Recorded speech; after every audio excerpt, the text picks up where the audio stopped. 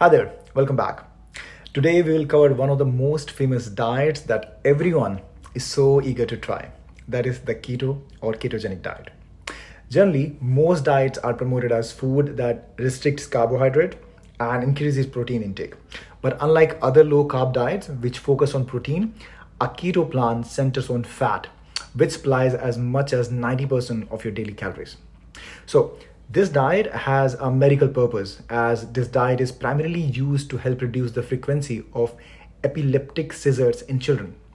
While it has also been tried for weight loss, but only short term results have been studied. We'll get to that later. So, how does the keto diet work? Let's understand the basics of keto. This diet aims to force your body into using a different type of fuel. So instead of relying on sugar, glucose, which is the primary fuel of our body, that comes from carbohydrate such as grains, sugar, legumes, and fruits. Keto diet relies on ketone bodies, a type of fuel that the liver produces from stored fat.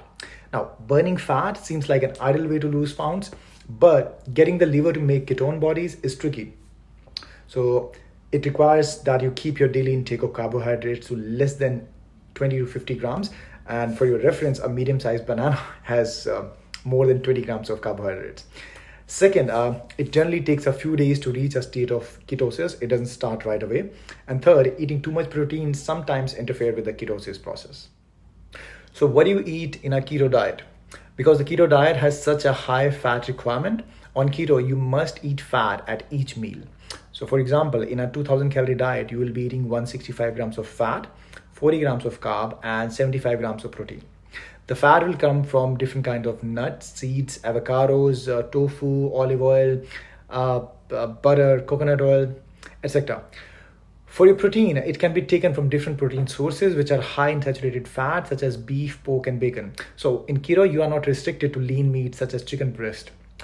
For carbs, you can eat fruit and vegetables, but generally these are very restricted. For example, in case of fruits, you can take certain kind of berries. And when it comes to vegetables, you should restrict yourself to different kind of leafy greens such as spinach, kale, asparagus, onion, garlic, and cucumber. So there are certain risks of going into keto, and I'm going to cover three of those which I feel most of us should know. One, nutrient deficiency.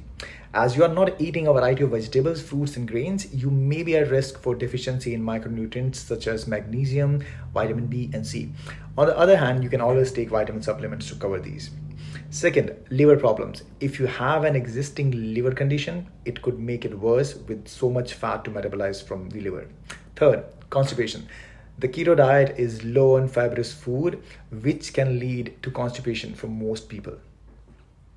Now, going back to the claims of superior weight loss with keto that you see on the internet, here is the table that was the outcome of a study. The link to the study is in video description.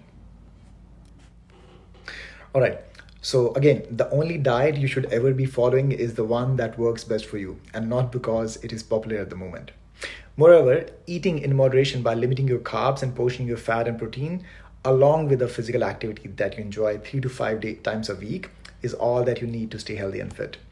Personally, I have never been on keto because I like to eat my carbs, though I'm being mindful of my carb intake and timings. I would not deprive myself of the pleasure of something I have been eating since early childhood. All right, thank you for watching and see you guys next time. Till then, stay consistent.